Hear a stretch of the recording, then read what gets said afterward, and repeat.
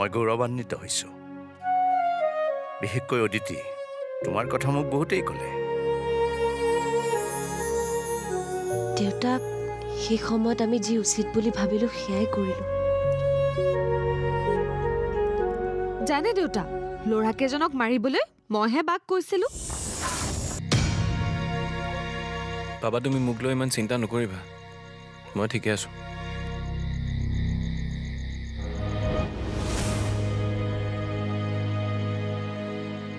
বেলেগ নহয়, তোৰ খংটোৰ বাবেহে চিন্তা।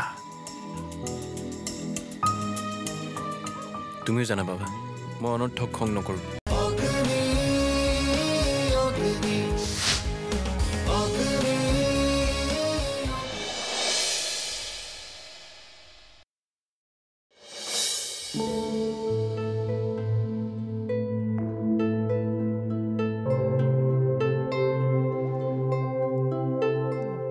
আয়ুষ আজি বহুত টেনশ্যনত আছে, দিনটো চাগে বহুত কষ্টও হৈছে। আহিয়ে ভাত খাবলৈ বিচাৰিব। এটা কাম কৰোঁ, ভাতটো ইয়ালৈকে লৈ আনো।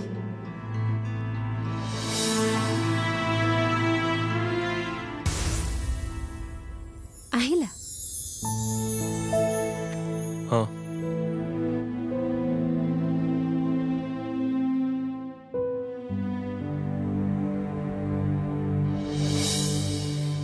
তুমি ফ্ৰেছ হৈ লোৱা, মই তোমাৰ বাবে ভাত ৰুমলৈকে লৈ আনিছোঁ। ৰ'বা না অদিতি, অলপ সময় মোৰ ওচৰত বহা।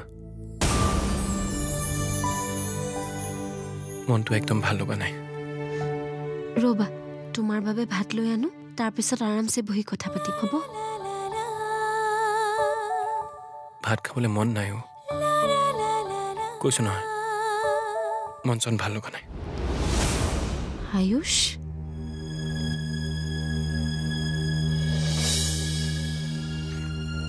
অঁ দিদি, মই ভাগৰি পৰিছোঁ। কিমান যুঁজিম আৰু, ঘৰতো সমস্যা, বাহিৰতো সমস্যা, চাৰিওফালে সমস্যাই। মোৰ জীৱনত যেন সুখ, শান্তি এইবোৰ যেন নোহোৱা হৈ গ'ল। কিয় নহ'ব আয়ুষ? আছে, সকলোৰে জীৱনত এইবোৰ হয়েই। হাঁহি কান্দোন, সুখ দুখ এইবোৰেইতো জীৱন। চোৱা আয়ুষ, এইবোৰ সকলোৰে আমি ধৈৰ্যৰে সন্মুখীন হ'ব লাগিব। ধৈৰ্য ধৰাৰ কথা কৈছা তুমি? আৰে মোৰ বিৰুদ্ধে ইমানবোৰ ষড়যন্ত্ৰ চলি থকা গম পোৱা, আৰু মই ধৈৰ্য ধৰি থাকিব লাগে? ইমান ধৈৰ্য নাই মোৰ। কেতিয়াবা মন যায় সেই নিবিৰ, বাবলু, কলিতাক এই গোটেইকেইটাকে যেন গৈ মাৰি দিওঁ এটা এটাকে, তেতিয়াহে চাগে শান্তি পাম মই। ৰ'বাচোন আয়ুষ, ইমান খং নকৰে নহয় মানুহে, অলপ শান্ত হোৱাচোন।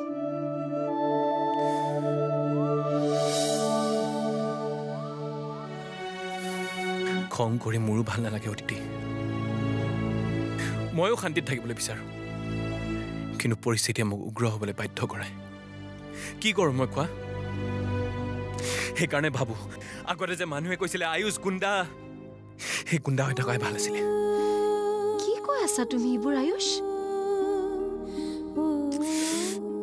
নহ'লে নহয়, মই সন্ন্যাস লোৱাই ভাল। ইমান জঞ্জালত মই ঠাণ্ডা মগজেৰে থাকিব নোৱাৰোঁ।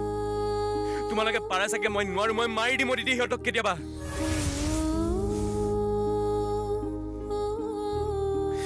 সন্ন্যাসী হ'লে অন্তত ঘৰ, ৰাজনীতি, ব্যৱসায়, মানুহৰ খং মৰম এইবোৰ লৈ ব্যস্ত হৈ থাকিব নালাগে মই। আয়ুষ, তুমি যদি এনেকুৱা কৰা, মোৰ কি হ'ব হা? তুমি ইমান দুৰ্বল হ'লে নহ'ব নহয়।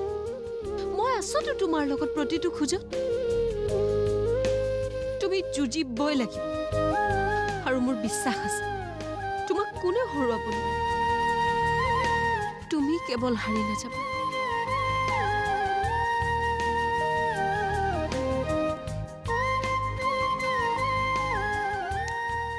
নেহাৰো দিয়া।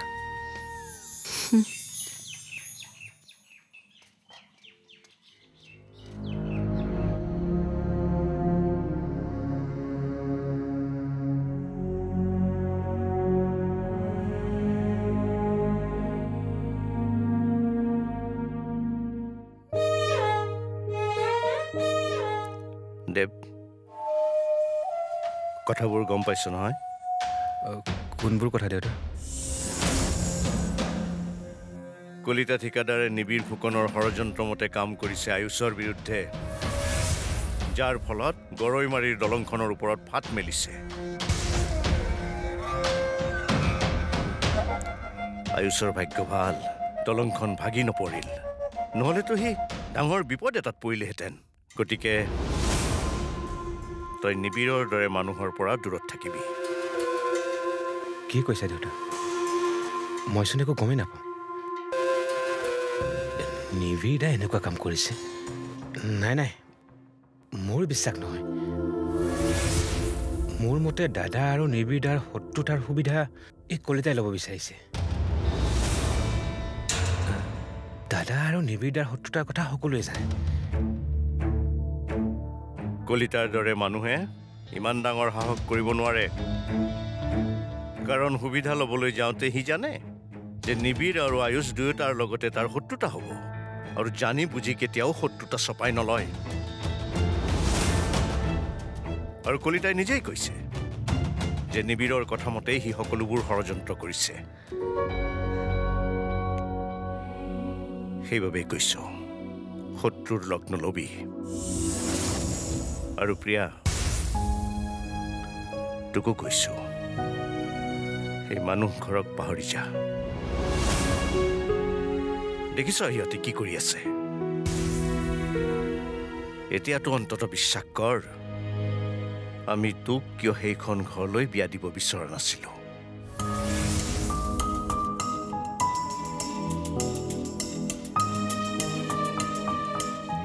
নিবিড় দাই সঁচাকৈ এতিয়াও দাদাৰ লগত শত্ৰুতাৰ মনোভাৱ ৰাখিয়ে থৈছে।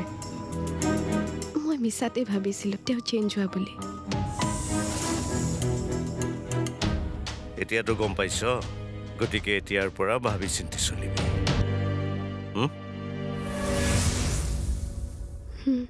হ'ব।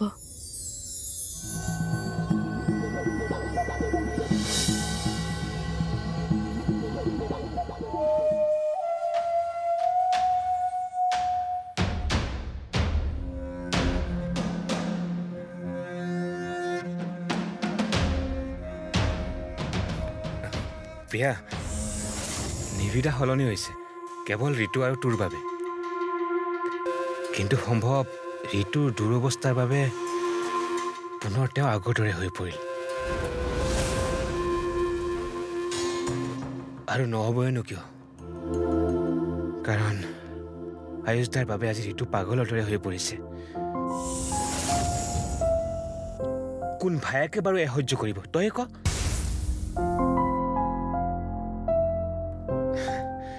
বাৰু বাদ দে সেইবোৰ।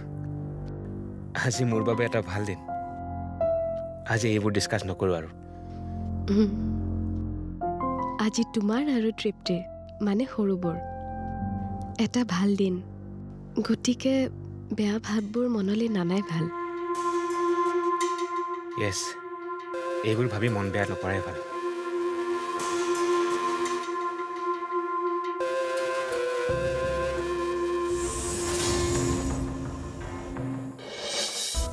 এইবোৰ কাপোৰ পিন্ধি গ'লে মানুহবোৰে তোক গণ্যই নকৰিব। এইখন ঘৰত কাম কৰা কোনোবা মানুহ বুলি ভাবি তোক পাত্তাই নিদিব। মাইনা, কচোন, কালি যে বাবলুৰ খবৰটো কৈছিলি, সঁচানে? হয়, সঁচা। কিন্তু দাদা, আৰু এটা খবৰ পাইছোঁ।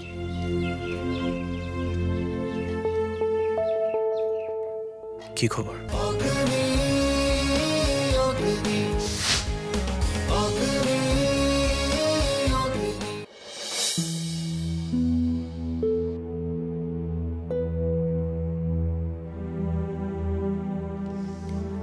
গধূলি পাৰ্টিত কোনযোৰ কাপোৰ পিন্ধিম? মানুহটো বহুত হ'ব, সেয়ে হ'ব এইযোৰেই হ'ব।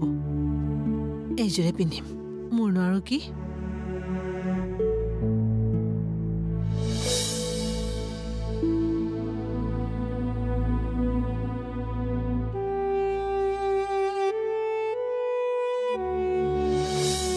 মা, কি কৰিছ?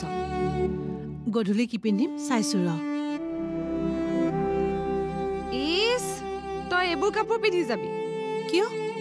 কি হ'লনো ইমানো বেয়া নহয় দে মা তয়ো যে কথাবোৰ ক আৰু দেই এইবোৰ কাপোৰ পিন্ধি গলে মানুহে বা আৰু মুখহে হাঁহিব আমাৰ মা হৈ তই এইবোৰ কাপোৰ পিন্ধি যাবি মই মোৰ সামৰ্থ্য অনুসৰি পিন্ধিম মা তই তোৰ নিজৰ সন্মানৰ কথা নাভাব নাই কিন্তু দেৱহঁতৰ সন্মানৰ কথাটো ভাবিব লাগে এইবোৰ কাপোৰ পিন্ধি গলে মানুহবোৰে তোক গণ্যই নকৰিব এইখন ঘৰত কাম কৰা কোনোবা মানুহ বুলি ভাবি তোক পাত্তাই নিদিব মাইনা তই নাজান নেকি মা এই পাৰ্টিটোলৈ কিমান ডাঙৰ ডাঙৰ ধনী ধনী মানুহবোৰ আহিব খোলাকে নকওঁ কিয় তোৰ মোৰ বাবে লাজ লাগিব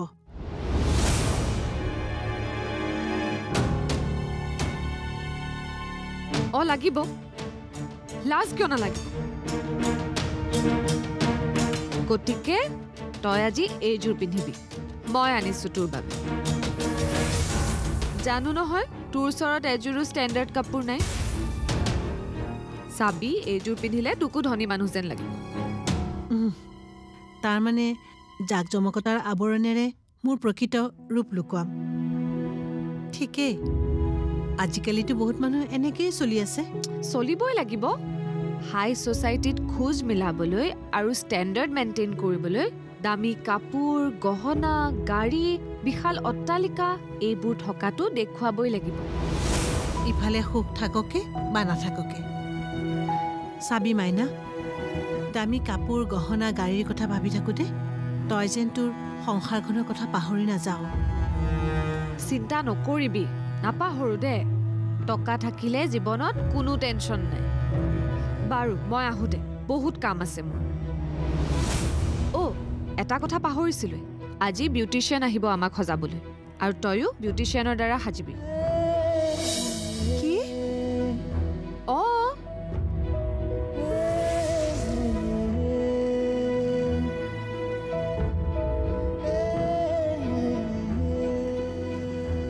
হে ঈশ্বৰ এয়াহে বাকী আছিল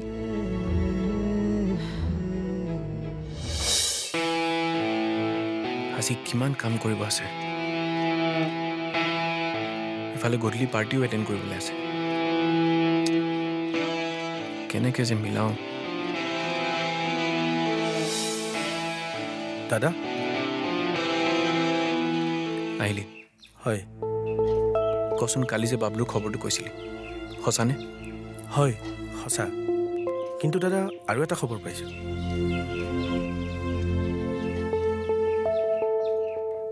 কি খবৰ বাবলু বায়েক গাঁৱৰ ঘৰলৈ আহিছে তাত থকাকৈ আহিছে আৰু এইটো মোক গাঁৱৰ মানুহ এজনে খবৰ দিছে আৰু গম পোৱা মতে বাবলু মাজে মাজে তাত গৈ থাকে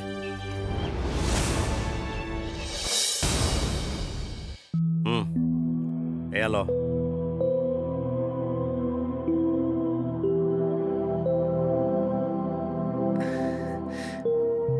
থেংক ইউ দেউতা ইমান ভাল গিফ্ট এটা দিয়াৰ বাবে এয়া তহঁতৰ বিয়াৰ উপহাৰ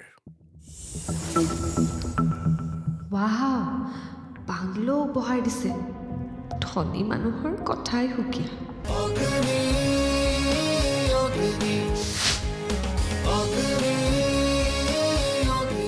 গম পোৱা মতে বাবলু মাজে মাজে তাত গৈ থাকে এতিয়া ক'ত আছে কালিলৈকেতো সি গুৱাহাটীতে আছিলে কিন্তু তাৰ ঘৰৰ এড্ৰেছটো পাইছোঁ মই গৈ তাক লৈ আহিম নেকি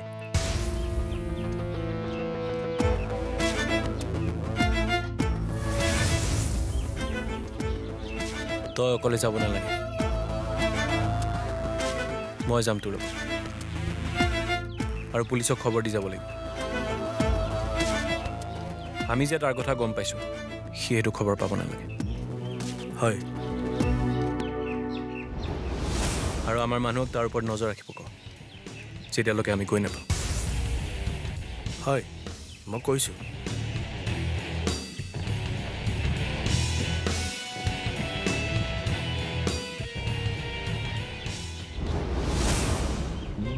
ঠিক আছে তই যা এতিয়া গাড়ীত ৱেইট কৰ মই আহি আছোঁ ঠিক আছে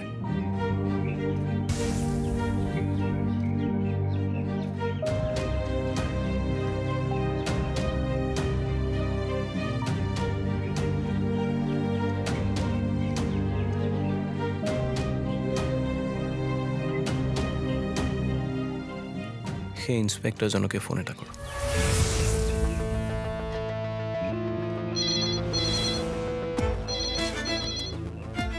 হেল্ল' আয়ুষ হয় আপুনি ব্যস্ত আছে নেকি ব্যস্ততাটো আমাৰ জীৱনৰ অংগ আৰু 24 ঘণ্টাই তোমালোকক ছাৰ্ভিচ দিয়াটো আমাৰ ডিউটি এতিয়া কোৱা আপোনাক এটা খবৰ দিব আছিলে বাবলু ক'ত আছে মই খবৰ পাইছোঁ বাহ বঢ়িয়া আমাৰ কাম দেখোন তুমিয়ে কৰি দিলা নিজৰ লগতে আপোনালোককো অলপ সহায় কৰিবলৈ চেষ্টা কৰিছোঁ থেংক ইউ মোৰ আৰু এটা দৰকাৰী কথা আছিলে আপোনাৰ লগত কোৱাচোন হয় মই 2জন মানুহৰ এগেইনষ্টে কমপ্লেইন এটা ফাইল কৰিব বিচাৰিছোঁ কাৰ বিৰুদ্ধে 1 নম্বৰজন হ'ল কলিতা ঠিকাদাৰ আৰু 2 নম্বৰ নিবিৰ ফুকন আপুনি তেওঁলোকক এৰেষ্ট কৰিব লাগিলে প্ৰুফ মই দিম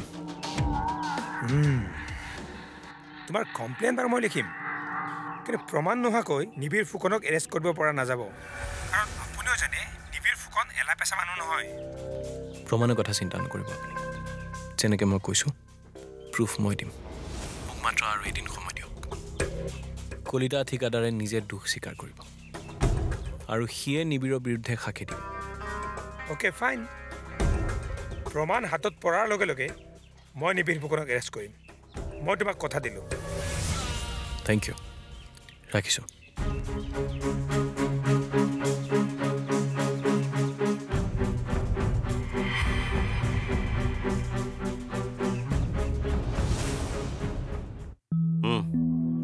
এয়া ল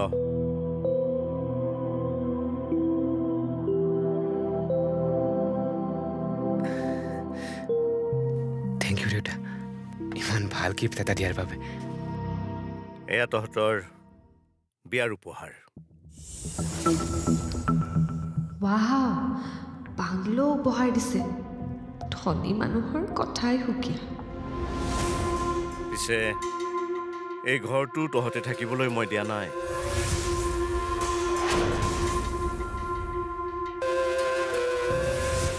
থকাৰ বাবে দিয়া নাই যদি দেউতা কিয় দিছে মইতো ভাবিছিলোঁ মানে দেউতাই আমাৰ ভৱিষ্যতৰ কথা ভাবি দিছে একদম ঠিক কথা কৈছ